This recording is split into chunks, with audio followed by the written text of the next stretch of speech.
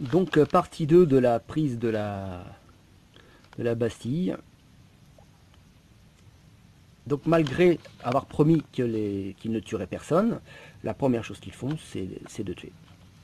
Donc c'est très sanguinaire.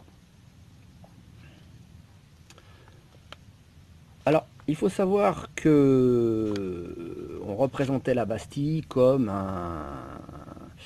le symbole tyrannique du roi, où il enfermait les gens du peuple et où il les torturait ceux qui ne voulaient pas du régime. Donc ils sont rentrés dans la salle des tortures. Bah, il n'y a pas de salle des tortures, hein.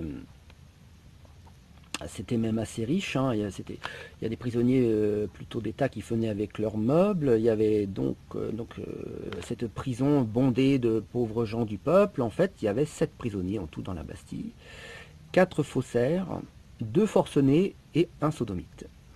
Et alors, ce qui est drôle, c'est que le sodomite, ils l'ont laissé sortir, hein, et puis ils l'ont pas remis en prison ensuite. Alors que les 4 faussaires et les 2 forcenés, ils les ont remis en prison ailleurs quelques jours plus tard. Bon, donc la tuerie, évidemment, c'est l'horreur. On voit des images à l'époque. Ils ouvraient les ventres, ils mettaient la tête au bout d'un pic, ils sortaient les tripes. Enfin bon, ils mettaient un cœur de veau aussi. Et puis quand c'était les gens, c'était des têtes. Enfin, l'horreur absolue. Launay, il s'est fait tuer aussi. Alors, c'est pas triste non plus, hein, couper la tête avec un petit couteau. Bon, sans commentaire. Bon, c'est la période Piquet-Boyau, enfin bon. Ensuite, ils ont démoli la Bastille. Pierre après pierre, ils vendaient les petites reliques, hein. Donc, la Bastille, c'est ça. C'est un mensonge d'État créé de toutes pièces pour manipuler le peuple et arriver au passage de l'ancien régime, qui était un bon système où il y avait des mauvaises personnes aux fonctions, mais fallait changer, à la limite virer les mauvaises personnes, mais ne pas changer les institutions qui avaient été fondées par le Christ. Et la franc-maçonnerie voulait passer au nouveau système, c'est-à-dire une bourgeoisie financière, celle qui nous domine aujourd'hui et qui pour le compte par contre est une vraie tyrannie. Là on est, la République c'est une Bastille là. Le peuple en ce moment il est dans la Bastille de Macron. Là elle est là la Bastille, hein. C'est la pastille qui est dure à avaler là. Et que les gilets jaunes commencent à comprendre ça. Ce qui manque au mouvement des gilets jaunes, c'est la compréhension spirituelle du truc. Mais ils ont bien compris que dans le matérialisme, ils s'étaient fait entuber jusqu'au bout par le libéralisme qui est issu du siècle des Lumières et de cette révolution-là dont on parle. Donc c'est une manipulation totale, comme on a des manipulations actuellement avec du terrorisme d'État, ou dans les gilets jaunes, il y a des flics qui s'infiltrent pour casser, pour faire une mauvaise image aux gilets jaunes. Là, on commence, avec la période de la Révolution, c'est ce système-là, ce sont ces pratiques-là qui rentrent pour manipuler l'opinion, le peuple, et que la franc-maçonnerie arrive à ses fins.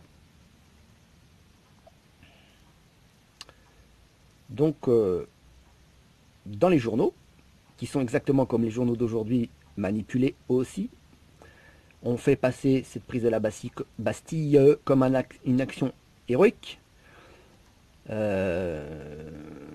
Quand ils ont tout réécrit à leur sauce républicaine, quoi, hein. C'est des gentils républicains qui ont écrasé les méchants tyrans royalistes.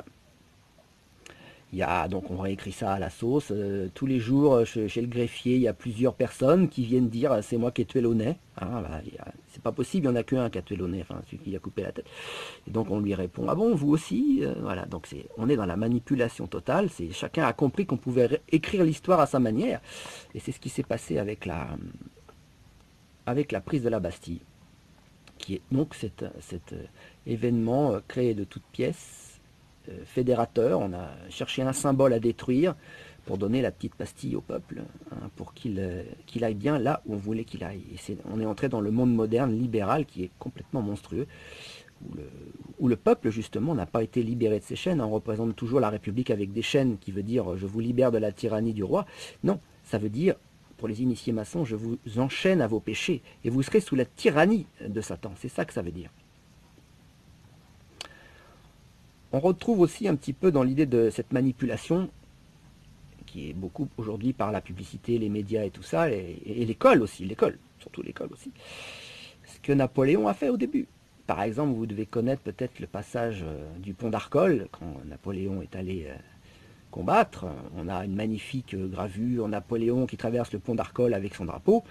On a des récits de ces, je sais pas comment ça s'appelle, les grenadiers, enfin les fantassins à côté, qui expliquent, qui ont écrit des trucs. Il a dit non, la première chose que Napoléon a fait quand il a traversé le pont d'Arcole, c'est qu'il s'est cassé la gueule dans le fossé. Mais il avait des publicistes de l'époque à côté de lui, ils disaient non, bah vous allez pour la postérité. Donc c'est eux qui écrivent l'histoire, c'est pas l'histoire des gens. Non. Et il avait dit vous mettrez sur un tableau avec le drapeau, c'est plus joli. Hein. Et c'est pareil pour son couronnement. Hein, Napoléon, le jour de son couronnement, il n'y avait pas sa mère, hein, elle n'a pas voulu venir. Mais il a fait faire un tableau qu'il a commandé, qu'il a payé, où on représente sa mère à côté. Donc voilà, comme ça on est dans la famille, tout se passe bien. Voilà, Napoléon, c'est l'ouverture au temps moderne, à la manipulation et par l'image. Hein. Alors autrefois c'était l'image et la réécriture de l'histoire, et dans notre époque moderne, c'est la réécriture par l'image télévisuelle et les ondes. Alors là, ça y va à fond. Et puis tous les médias rachetés par 9 ou 10 milliardaires, je ne sais plus trop quoi, qui défendent leurs intérêts, et plus les intérêts du peuple. Et je termine sur une petite anecdote, pardon, je ne sais plus si j'en ai parlé sur la vidéo 1, enfin peu importe. Si c'est répété, c'est pas grave. Vous avez deux oreilles, vous le saurez deux fois. Toujours dans cette idée de personnes qu'il y avait dans la Bastille. Donc on disait que sur le caprice de Pompadour, il y avait le vieillard, le comte de l'Orge, qui était emprisonné, hein, donc un vieillard qu'on torturait et tout ça. Et en fait, bon, bah, il n'a jamais existé. C'est un mensonge de plus. Il n'y avait pas de comte de l'Orge dans la Bastille. Voilà. Donc, par rapport à la manipulation qu'il y a depuis 1789, maintenant, par rapport à l'époque dans laquelle je vis, dans laquelle vous vivez,